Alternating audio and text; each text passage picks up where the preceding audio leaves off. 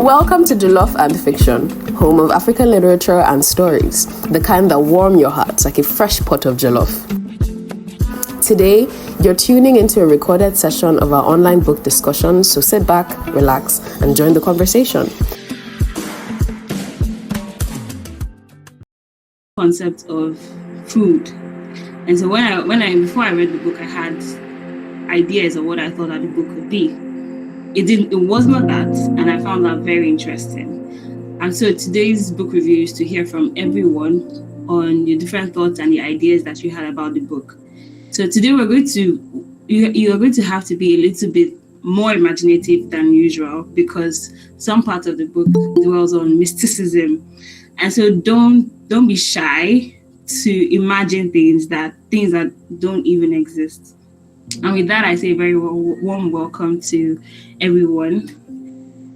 For our first question, it is, what did you think of the title "A Meal is a Meal" before the start of the read? And what was your thought at the end of it?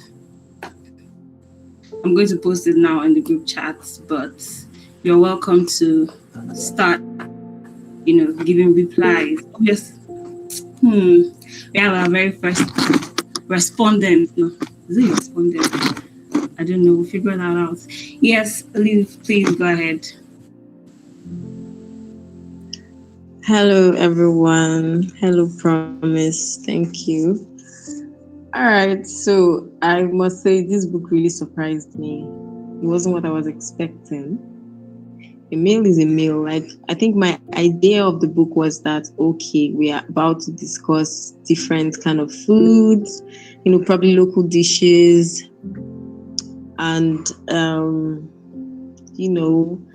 don't know. I think I was looking forward to something where we get the opportunity to reminisce on meals you've had and just something like that. That was what I actually thought. A meal is a meal. I mean, no matter how it's prepared, I was looking forward to how the author is going to make reference to different ways people cook a particular meal.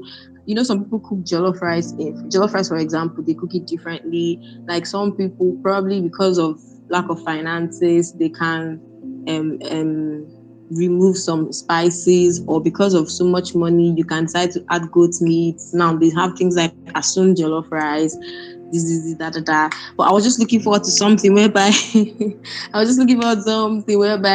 we are going to be having a full-blown conversation on food and comparing different ways people cook meals. This was like all I had in my mind, and I was looking forward to talking about different local dishes. And the title of this book took me back to a book we read earlier when I think in our first year of the club, is it Longer Truth Memoir or something. I don't know if I got the name correctly, but it was just about food too, talking about recipes and all that. So I was thinking this was just going to be another version of something like that. But this totally took a very different turn, and I am very, very amazed. So yeah, thank you. Thank you very much. I found it funny. But to be fair, the host never told us that this was a culinary cookbook. So yes, it was open for a lot of read and a lot of interpretations, and I liked that about the title. Thank you very much, Olivia. Who else has something that they thought of the book before the start of the read and at the end of it? Yes, Navas. Okay, good evening, everyone. Good evening, Promise. I think I'm with Olivia as well. And the only reason I'm with Olivia is because we've read a book about food last year. I'm trying to remember the name, but it's a popular book. It's a book we've read before, and it was about food, and we sort of expected this one to be that way. But like you said, it was just an expectation you get, and I also like the fact that I didn't go the way I thought it would, so it felt different. So that's what I have to say. Thank you. I think I hold a different perspective, maybe because I have never read a book that hinted in any way of culinary skills or a meal.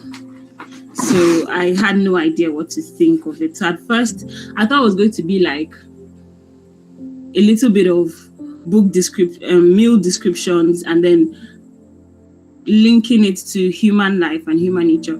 It kind of was like that because, what the author tried to do was to use food to explain human nature and the roles that food plays, or the metaphor between human nature and food, like food as food as a tool for settling scores, food as a tool for debased nature, like a meal is a meal, food as a tool for revenge, food as a tool for consolation or comfort, food as an appeasement tool.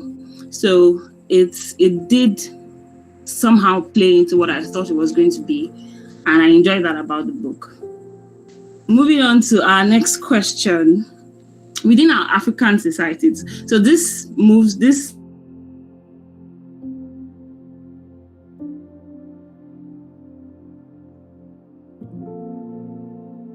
believe that everything that we see in the physical is as a manifestation of what has transpired in the spiritual. So that is why we feel the need to consult the gods, speak to the spirits, all of that connection, because at the end of the day, everything that we physically see is a manifestation or a result of what has happened or transpired in the spiritual.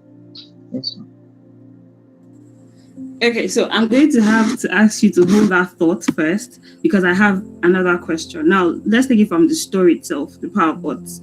You're saying that we believe that these things have happened in the spiritual world. So do you think the wife thought that the husband had died in the spiritual world, or that she had reconciled with the brother and then she wanted to bring it into manifestation? Or are there other reasons that could be at play?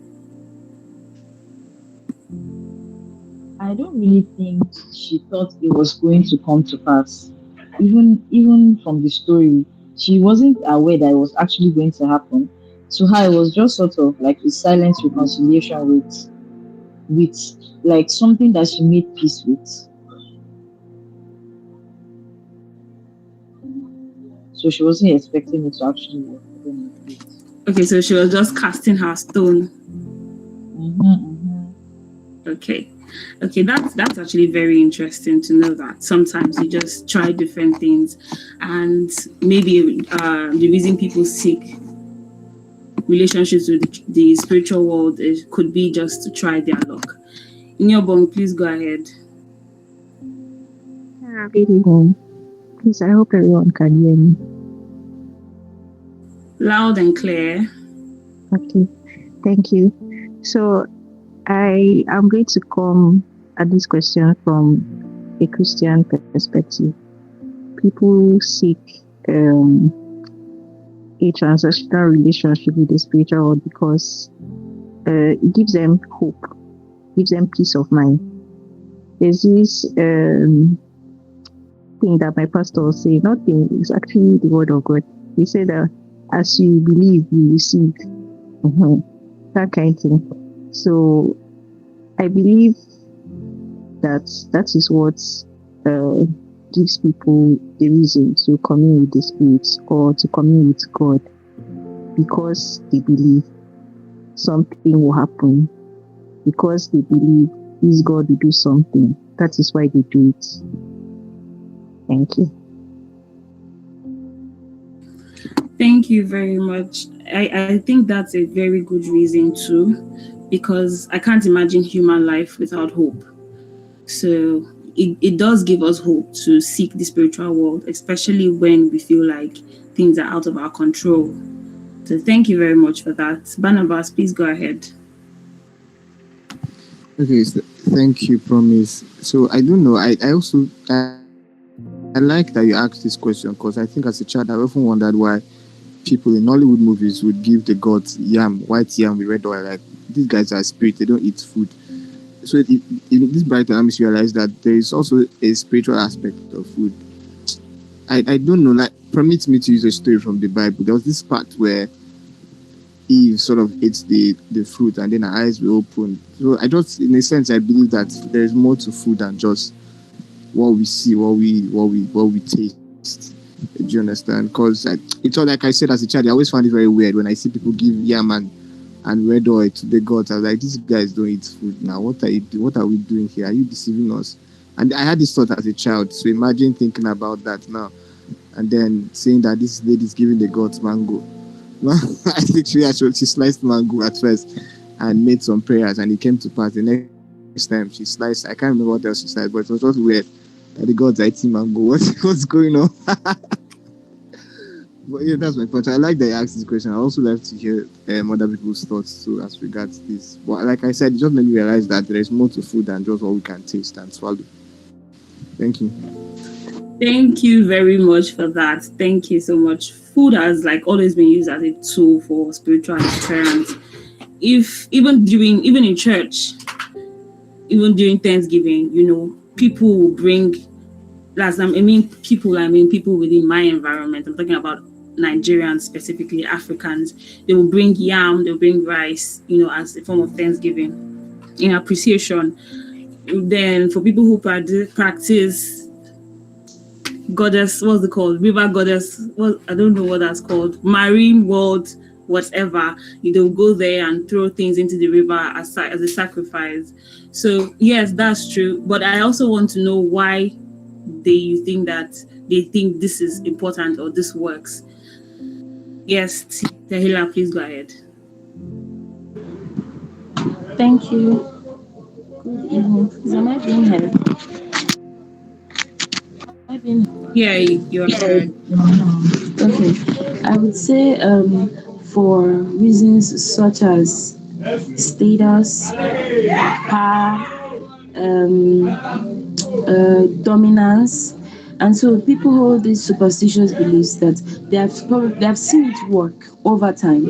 They could literally say that man killed this man, and if you ask them how do you know, they would say I he spoke some words to a deity and wanted the man dead, and the man died.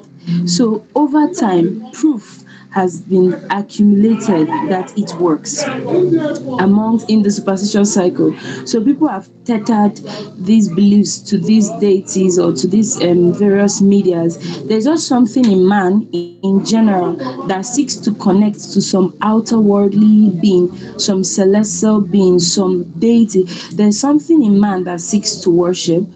And if it comes to figure out that, oh, this is for my benefit, if I give this, I could get this. The more, especially someone that has done it before and they saw it work, like this author who has been having some serious writer's block and suddenly starts writing. Now you see that increased faith has come. So I would say that the reason people do it, number one, for their own selfish desires. Number two, because they have seen it work over time across different places and at different times. Even to people that they know, there are some people that could even tell you, I'm convinced it's charm, Babala, or something that killed my father or my mother. My uncle used this to kill, and they are 100% convinced. So over time, it has created a very strong belief towards these sacrifices. Thank you.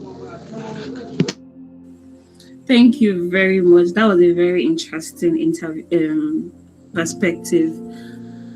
I agree with you. I really agree with you that belief and practice and over time seeing results definitely is the reason why people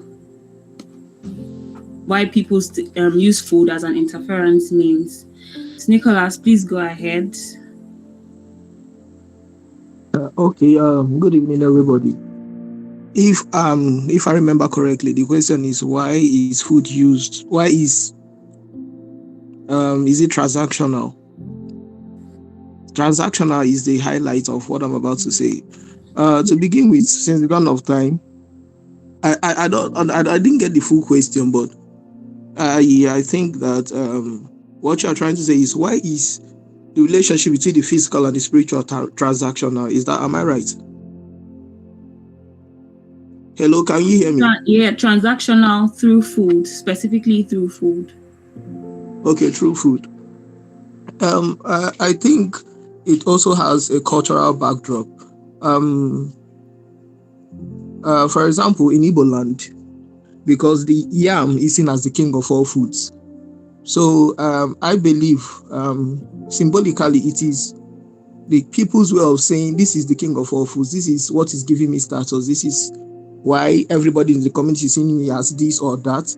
So I'm bringing out of this thing that gives me a class of my own to show sincerity, or should I use the word concreteness for what I'm asking from the divine. So in some cultures, if food is not just plants now, it can be animals too. We use the Bible for example. Israel, that also at the time, if you are a person of substance or a person of certain class, you should have a lot of cattle, sheep, goats. And so what is demanded, what they think they can offer, because that is what they hold of value.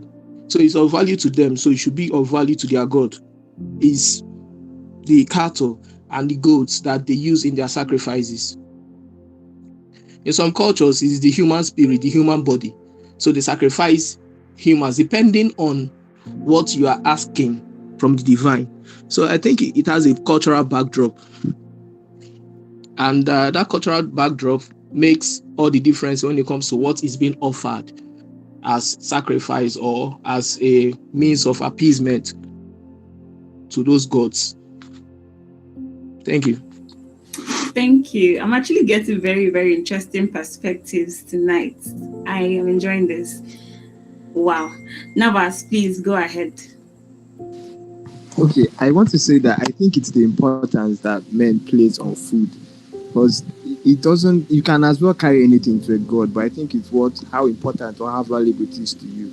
And we know that since from time immemorial, food has always been that important thing. I mean, somebody sold his birthright for food.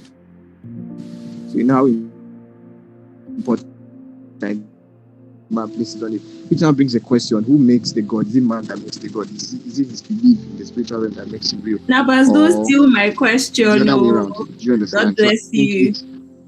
Can you hear me? Loud and clear. That's actually the Sorry, question we're going to next. I love that you just said this. Okay, so I think it's the importance we place on that gift, whatever it is we are bringing. If it's money you hold so dear, you see sometimes I think this helpers ask you to bring money. But I think at the basic level it's food, because every man needs food. So it's just the importance we place on it that these other realm demands for it. But like you said, I don't want to go ahead of myself.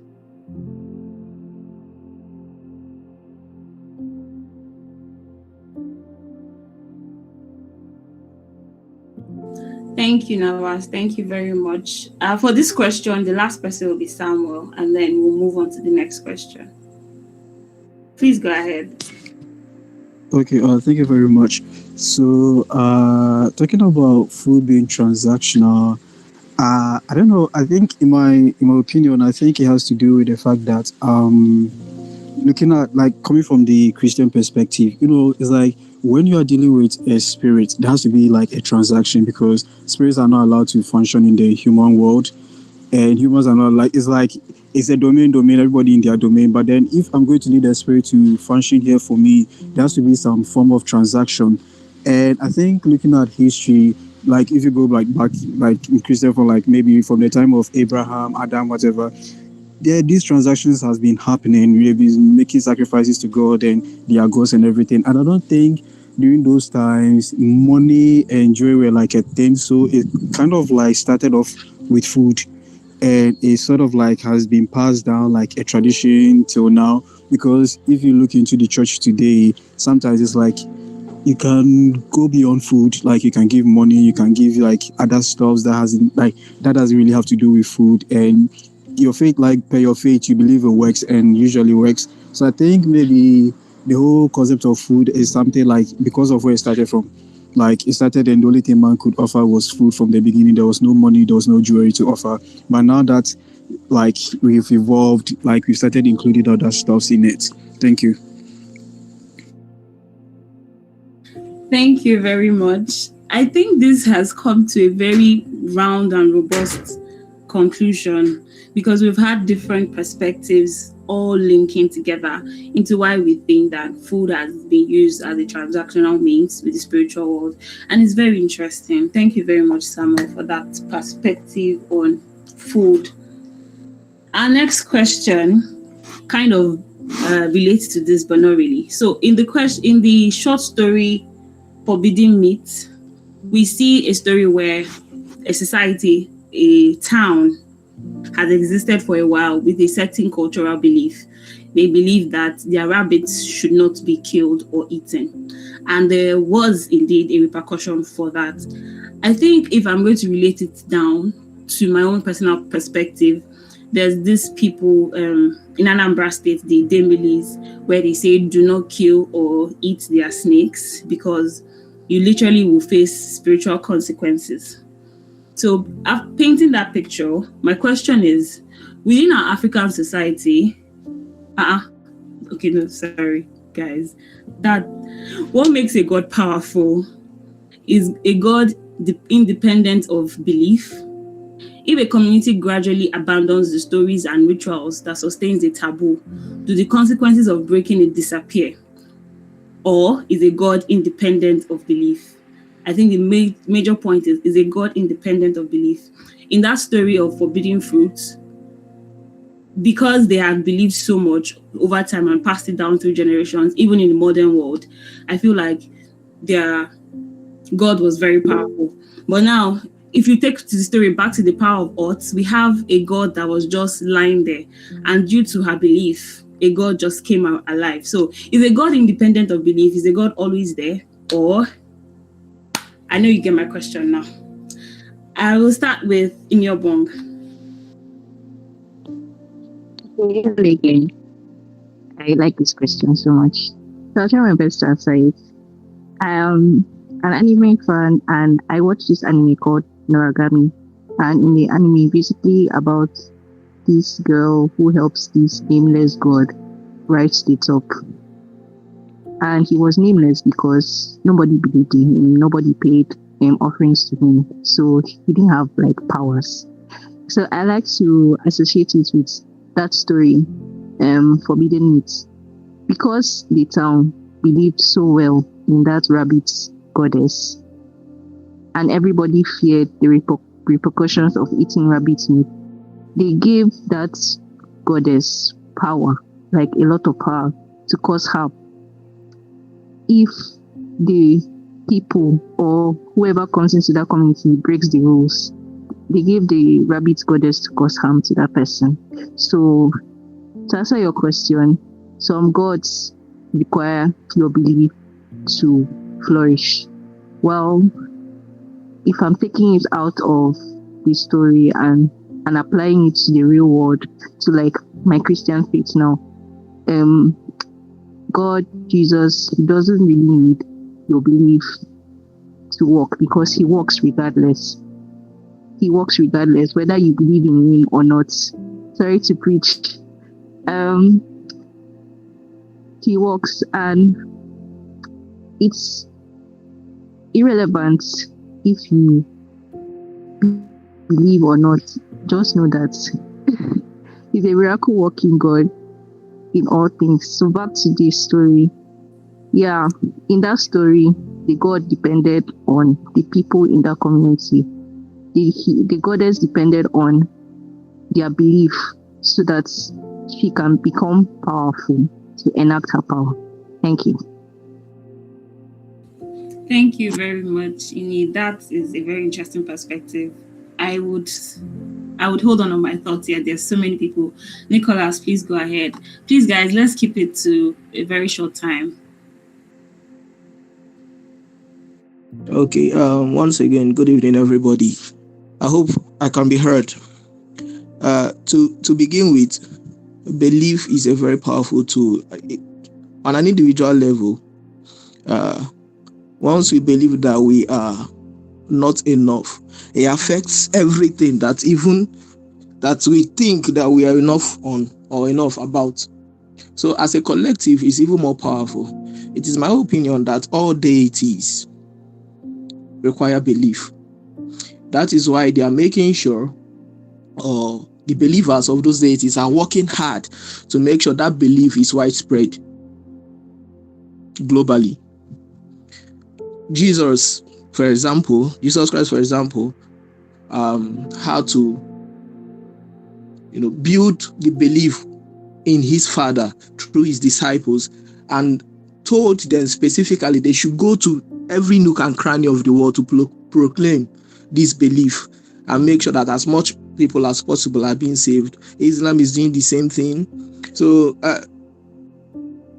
even coming down to history, the gods of those days, from Zeus down to Amadu and all of those deities, once there is a cultural shift or a civilization shift, the powers that they had then, that we now see as myths, that come on, Amadu had not sent thunder to anybody, Zeus did not do this and do that one, was based on the belief of the people at that time.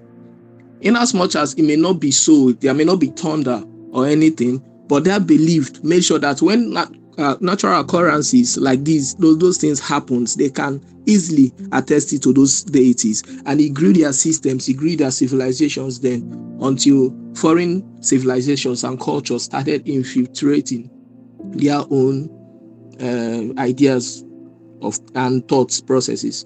So that is what I believe. That is what I think. Belief is very important to all deities, Christian, Islam, whatever, because without it, they are going to go on a decline, steady decline, and probably come down to absolute zero.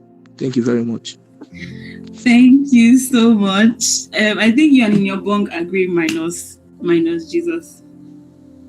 Please, guys, we're trying to keep it down to 1 minute each. Like, there are 6 more people to respond.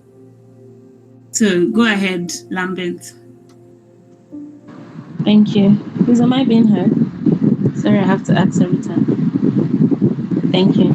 I would say that I agree with Inyobong to a very large extent. I think that there are gods that belief powers them, and there are gods that are self-existent, irrespective of who doesn't believe. I would dare say that if a god requires your belief to be a god, they are a celebrity, they are influencers. A god, if that person is deity, then it has to be self-existent, irrespective of what I believe. If I'm the one frailing him, then maybe I'm his god.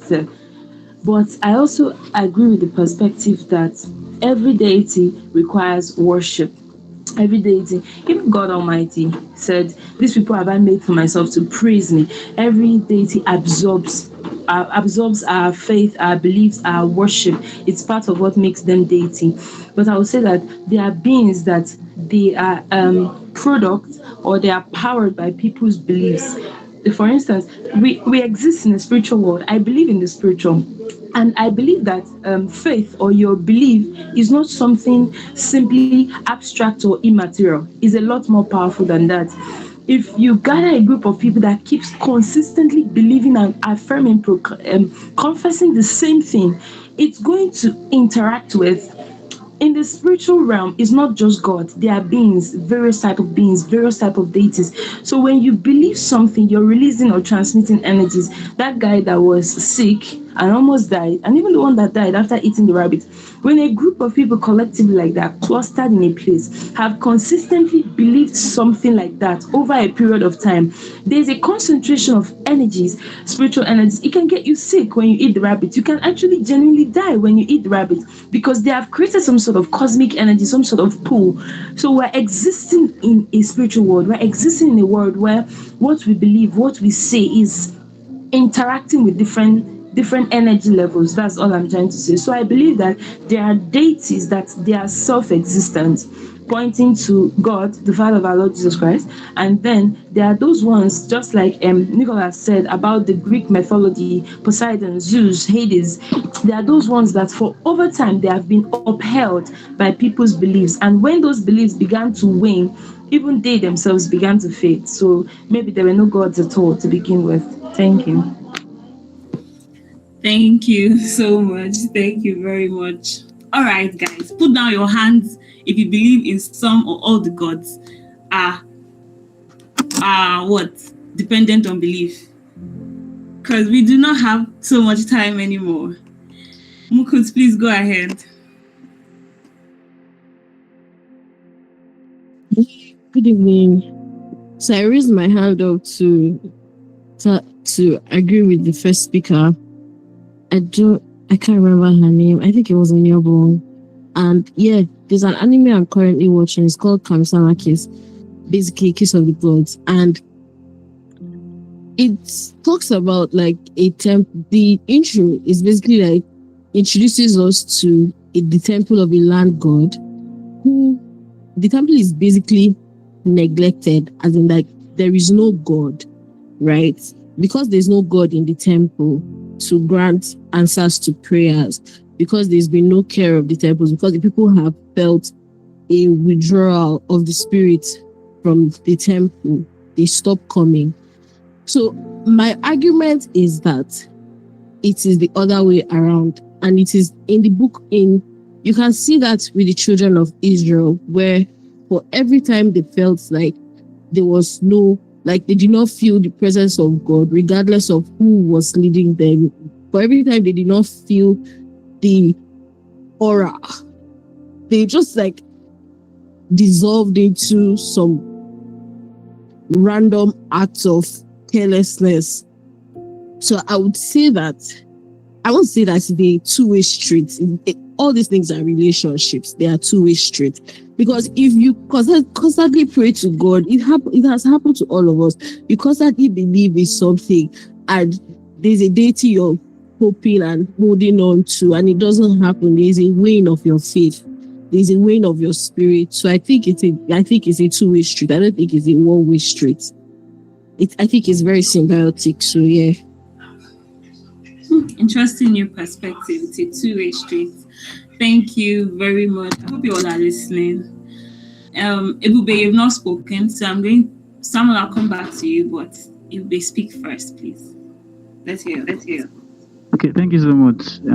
Hope I am audible. Not seeing anything on my screen. All right.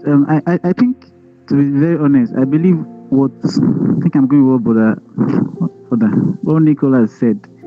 Because this is my opinion. I am of the opinion that the question was, what makes them powerful?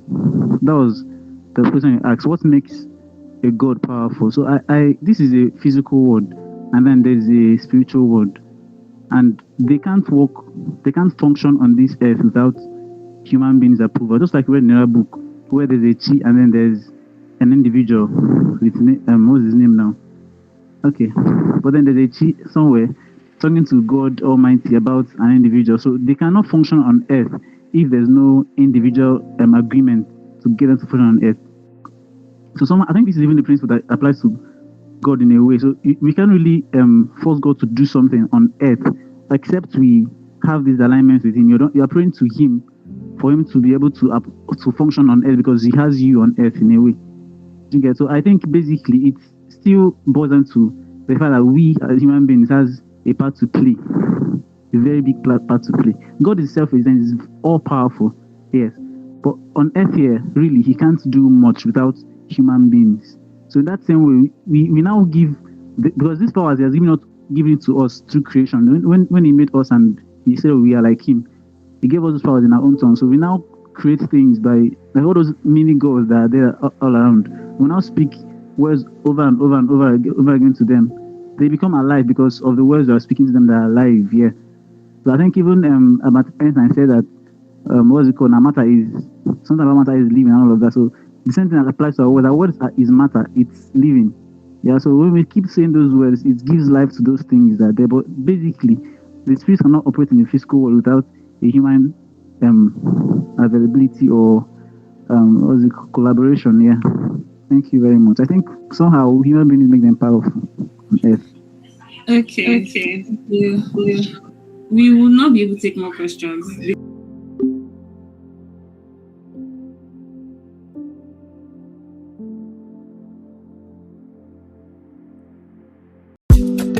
Don't forget to hit the follow button and tap on the notification icon to stay updated. That's all for today's episode. To join our book club or stay updated on future discussions, follow us on Instagram and X at Jollof Book Club, Jollof with a double F. And thank you so much for listening.